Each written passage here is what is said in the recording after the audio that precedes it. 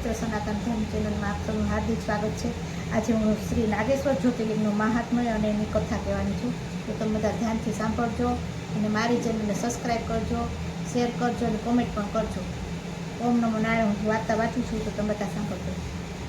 સૂતજી કહે, હવે ભોળાનાથ પ્રભુના ઉત્તમ જ્યોતિર્લિંગ શ્રી નાગેશ્વર નામે જે રીતે પ્રગટ થયું તે હું તમને કહું છું।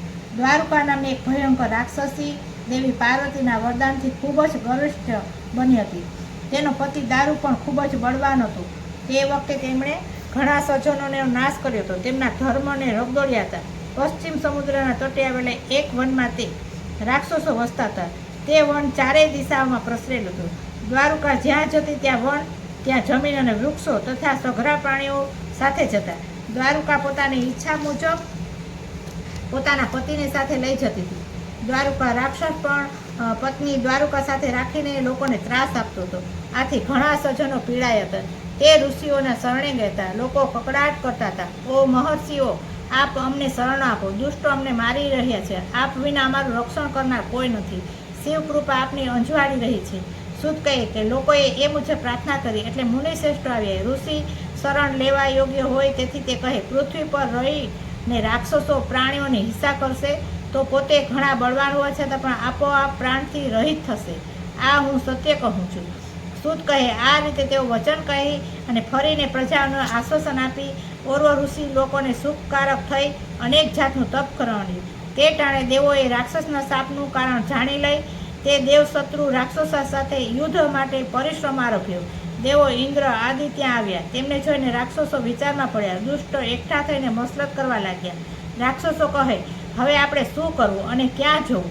સૂત કહે, દ્વારુકાદી રાક્ષસો કંઈ જાણી શક્યા નહીં, જેથી સર્વકાળ અને દુઃખ પામ્યા। તે વખતે દારૂકા રાક્ષસીએ પણ દુઃખને આવેલું જોઈ અને પાર્વતીએ આપેલું વરદાન યાદ કરવા માંડ્યું। દ્વારુકા કહે, મેં અગાઉ શિવ પત્નીનું આરાધન કર્યું હતું, તેથી તેમણે મને વરદાન આપ્યું હતું, તે જ્યાં જઈશે ત્યાં ઈચ્છીશ તેમ વન પણ સાથે આવશે, તો આપણે શા માટે દુઃખી થવું જોઈએ? ઈચ્છા મુજબ જળ, પાન, જમીન અને વનને ગમે ત્યાં લઈ જવાશે। સૂતજી કહે કે એ રાક્ષસીનું વચન સાંભળી સઘળા રાક્ષસો તે નિર્ભય બન્યા। તેઓ પરસ્પરને કહેવા લાગ્યા કે આપણે રાણીને ધન્યવાદને પાત્ર છે। હવે આ રાણીને મદદથી આપણે સલામત સ્થળે જઈ રહીશું। તે પછી દ્વારુકા રાક્ષસીએ માતા પાર્વતીનું સ્મરણ કર્યું અને મળેલા વરદાન મુજબ તે જળ, સ્થળ, વન, પ્રાણીઓ સહિત ત્યાંથી ઉડી અને તેઓ સઘળા સમુદ્ર વચ્ચે જઈને રહ્યા। તે સમુદ્ર નગરના વિશે રહીને રાક્ષસો ઘણા સુખ પામ્યા। તેઓ આનંદથી રહેવા લાગ્યા। તે લોકો જળમાં ભમતા હતા। દરિયાઈ માટે મુસાફરી નીકળનારને તેઓ તેમના નગરમાં લઈ જતા અને તેમને કેદ કરતા। કેટલાકને તેઓ મારી નાખતા। ફરી તેઓ લોકોને પીડવા માંડ્યા। હે મુનીશ્વર, જેમ જમીન પર લોકોનો ત્રાસ થતો હતો તેમ હવે જળમાં પણ લોકો દાનવોથી હેરાન પરેશાન થવા લાગે।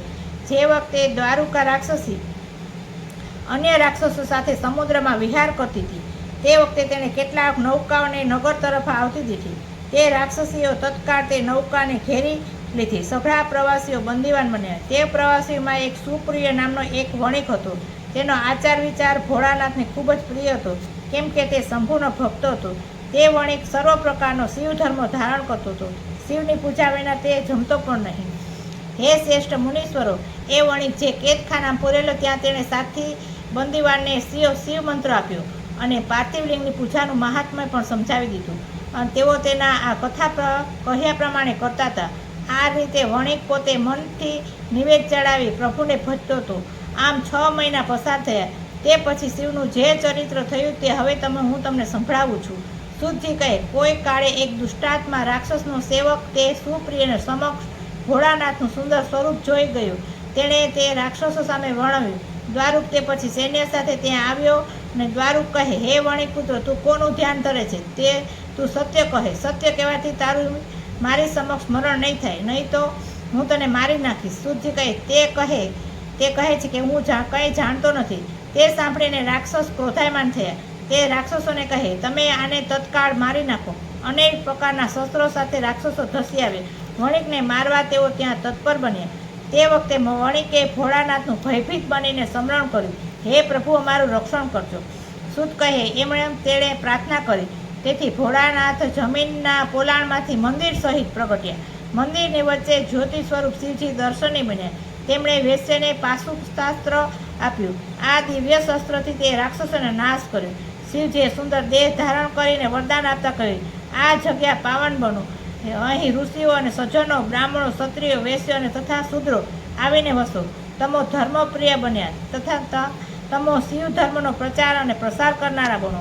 સૂત કહે, આ વખતે દ્વારુકા રાક્ષસી દેવી પાર્વતીનું સ્મરણ કરી અને પાર્વતીજીને પ્રગટ કર્યા. તેથી તેણે દેવીને કહી, મારો આ વંશનું રક્ષણ કરો. દેવી કહે, ભલે, હું એમ કરીશ. તે પછી દેવીએ ભોળાનાથ સાથે વિવાદ છેડ્યો. તેથી શિવજી કહે, તમે ઈચ્છો તે કરો. સૂત કહે, પોતાના પતિ ભોળાનાથનું વચન સાંભળી પાર્વતી પ્રસન્ન થયા.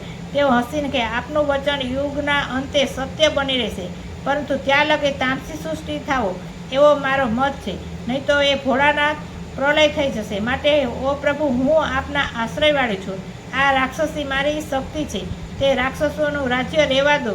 રાક્ષસોની પત્નીઓ થકી જે પુત્ર થાય તે ભલે આ વનમાં રહે, એમ મેં તેમને સંમતિ આપી છે. સૂતજી કહે કે પાર્વતી પત્ની પાર્વતીને વાણી સાંભળી શંભુ કહે, હે પ્રિય, મારું વચન સાંભળી હું અહીં રહીશ. જે મનુષ્ય મારું શ્રદ્ધાથી પૂજન કરશે તે ચક્રવર્તી બનશે. વળી કલયુગના અંતમાં અને સતયુગના પ્રારંભે મહાસેનાના પુત્ર વીરસેન નામે રાજા થશે. તે પરાક્રમી અને મારો ભક્ત હશે. તે મારા દર્શન થકી ચક્રવર્તી થશે. સૂત કહે, હે જ્ઞાનીઓ, શિવ પાર્વતી પછી ત્યાં રહ્યા. તેમણે બંને જ્યોતિર્લિંગ સ્વરૂપે ત્યાં શિવ નાગેશ્વર નામે તે શિવા અને નાગેશ્વરી નામે જાણીતા બન્યા. તેઓ સૌને પ્રિય છે. ઋષિઓ કહે, હે જ્ઞાની, તે વીરસેન દ્વારુકા વનમાં કઈ રીતે જશે અને તે કઈ રીતે ભોળાનાથનું પૂજન કરશે? તે કૃપા કરીને અમને કહો. સૂત કહે, મહાસેનનો પુત્ર વીરસેન સુંદર નિષેધ દેશના ક્ષત્રિયોના કુળમાં અવતરશે. તે શિવ ભક્ત બનશે. 12 વર્ષ સુધી તે તપ કરશે. તે પાથેશ્વરની પૂજા કરશે અને ભોળાનાથ તેને દર્શન આપશે અને કહેશે, વીરસેન શીશાના ધાતુથી વિલેપન કરેલા લાકડીની માછલીઓ કરી યોગમાયા રચી હું તને આપીશ.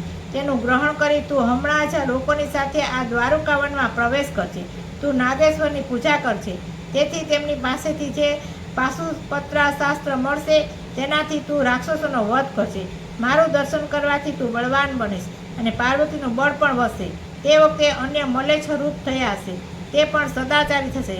સૂત કહે, આ રીતે વીરસેન કહીને દુઃખનો નાશ કરનાર ભોળાનાથે તેના પર મોટી કૃપા ઉતરી. ત્યાં જ અદ્રશ્ય બન્યા. આ રીતે નાગેશ્વર દેવ જ્યોતિઓના પતિ એટલે જ્યોતિર્લિંગ સ્વરૂપે પ્રગટ થયા. ઓમ નમો નારાયણ.